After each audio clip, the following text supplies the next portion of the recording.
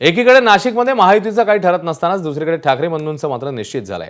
नाशिक महापालिका ठाकरेंची शिवसेना आणि मनसे एकत्र लढेल। या संदर्भात युतीची लवकरच घोषणा होणार आहे। नाशिकमध्ये पालिका निवडणुकीच्या जागा वाटपांसंदर्भात ठाकरेंची शिवसेना आणि मनसे पदाधिकारी यांची बैठक झाली आहे। या बैठकीत एकत्र लढण्यावर शिक्कामोर्तब झालंय।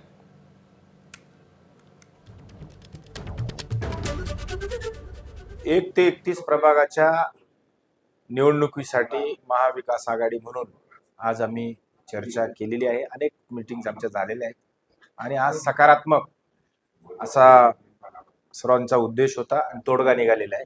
2 दिवसात नक्कीच ते आम्ही तुम्हाला मीडियाच्या द्वारे कळवणार। 31 प्रभागांवर सकारात्मक अशी चर्चा झाली आणि उद्यापासून फॉर्म भरतायत। उद्याच आमची युती पण जाहीर होते।